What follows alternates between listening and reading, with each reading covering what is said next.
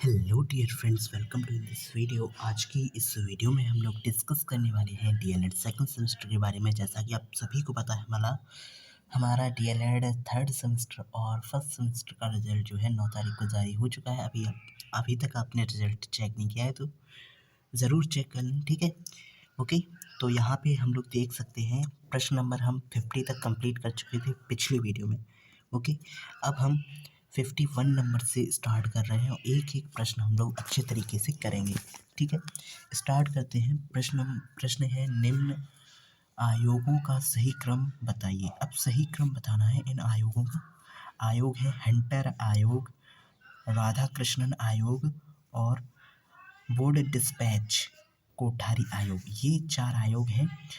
इनको सही क्रम में लगाना है, तो इसको सही क्रम में कैसे लगाया जा सकता है? पहले हम लिखेंगे बोर्ड डिस्पैच, ठीक है, डिस्पैच आयोग, ठीक है, ऑप्शन सी। उसके बाद लिखेंगे हम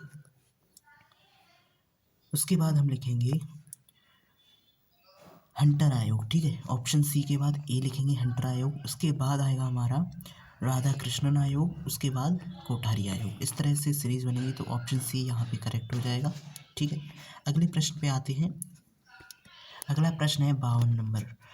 उत्तर प्रदेश में मिड डे मील योजना यानी कि पका हुआ भोजन कब लागू हुआ था? कब लागू की गई ये योजना? ठीक है, तो ये 2004 में की गई, सितंबर में। सितंबर कितना था? सितंबर था 1 सितंबर 2004 में मिड डे मील योजना स्टार्ट हुई। इसके बाद 53 नंबर। कस्तूरबा गांधी विद्यालय योजना भारत सरकार के द्वारा आरंभ की गई है, ठीक है। कस्तूरबा गांधी विद्यालय योजना जो है भारत सरकार द्वारा कब आरंभ की गई है?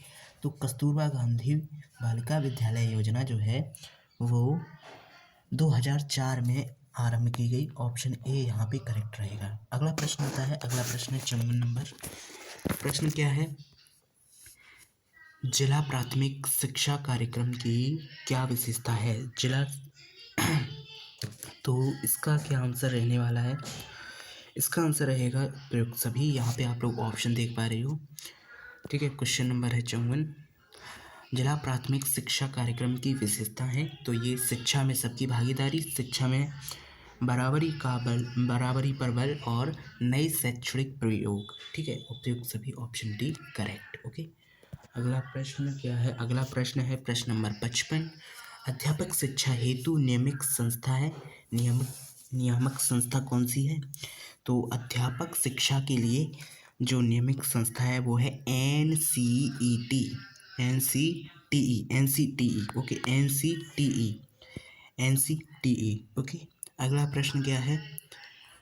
अगला प्रश्न है 56 नंबर। राष्ट्रीय पाठ्यचर्या 2005 के प्रारंभ में अंश रविंद्रनाथ टैगोर के किस निबंध से लिया गया है? तो देखो, यहाँ पे आपका ऑप्शन इनमें से कौन सा राइट रहेगा? सभ्यता और संस्कृति, सभ्यता और प्रगति, सभ्यता और समाज, सभ्यता और मानव। तो सभ्यता और प्रगति जो है राइट रहेगा। ऑप्शन नंबर बी क्या है? राष्ट्रीय पाठ्यचर्या 2005 के प्रारंभ में अंश रविंद्रनाथ टैगोर के किस निबंध से लिया गया है? तो ये लिया गया है सभ्यता और प्रगति से, ठीक है। अगला प्रश्न है 57 नंबर। 1992 में गठित यशपाल समिति किससे संबंधित है? देखो, 1992 जो है उसमें यशपाल समिति जो है वो किससे संबंधित है? वो संबंधित है स्कूली छात्रों के बोझ को कम करने के लिए। ऑप्शन ए यहाँ पे करेक्ट है। आंसर हमारा यही है बस, ठीक है। ओके, अगला प्रश्न आता है 58 नंबर। छनाई का सिद्धांत किसके द्वारा प्रतिपादित किया गया? तो छनाई का सिद्धांत जो था लॉर्ड मैकाले, ठीक है। ऑप्शन सी यहाँ पे राइट रहेगा। मैकाले के द्वारा छनाई का सिद्धांत प्रतिपादित किया गया। अगला प्रश्न क्या है? प्रश्न है नवोदय विद्यालय की स्थापना किसकी संस्तुति पर हुई? तो देखो, नवोदय विद्यालय की जो स्थापना थी वो नई शिक्षा नीति की संस्तुति पर हुई। ऑप्शन यहाँ पे सी राइट है। 1986 नई शिक्षा नीति जो थी 1986 में थी, ठीक है। अगला प्रश्न है 60 नंबर। जब कोई छात्र किसी भी अवस्था में प्राथमिक शिक्षा पूर्ण किए बिना ही विद्यालय छोड़ के चला जाता है तो यह क्या कहलाता है? अवरोध, पृथक्करण, अपव्यय या फिर विभाजन? तो देखो, अगर कोई छात्र जो है किसी भी अवस्था में प्राथमिक शिक्षा को पूर्ण किए बिना ही विद्यालय छोड़ के चला जाता है तो ये कहलाता है हमारा अपव्यय। ऑप्शन यहाँ पे सी राइट रहेगा, अपव्यय। ठीक, अगला प्रश्न है निम्नलिखित एवं सॉरी माफ करिएगा, यहाँ पे क्वेश्चन नंबर है 61।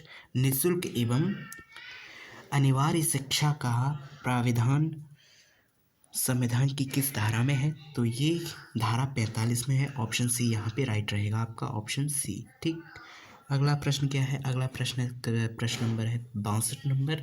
निःशुल्क एवं अनिवार्य बाल शिक्षा अधिकार अधिनियम किस वर्ष बना है? तो देखो ये जो है 2009 में ये बना है। निःशुल्क एवं अनिवार्य बाल शिक्षा अधिकार अधिनियम 2009 में बना। ठीक, अगला प्रश्न आता है प्रश्न नंबर 63। चार्ल्स ग्रांट के शैक्षिक प्रयास थे, कौन कौन से थे ये देखो यहाँ पे भारत में विद्यालयों की स्थापना, अंग्रेजी माध्यम से शिक्षा प्रदान करना और आ और बा दोनों। तो ऑप्शन सी यहाँ पे राइट है, आ और बा दोनों। ठीक, अगला प्रश्न आता है, अगला प्रश्न 64 नंबर। निःशुल्क एवं अनिवार्य बाल शिक्षा अधिकार अधिनियम के अंतर्गत चौथे अध्याय में शिक्षकों के दायित्व दिए गए हैं। ये प्रश्न है और प्रश्न के आंसर क्या क्या है? यहाँ पे नियमित समय से स्कूल में उपस्थित होना।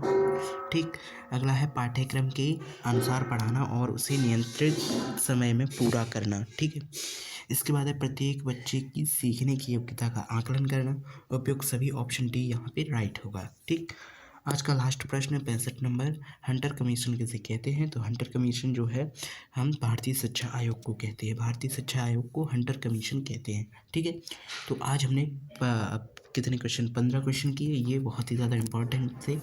जैसा कि आप सभी को पता है 15 प्रश्न बहुविकल्पी आते हैं।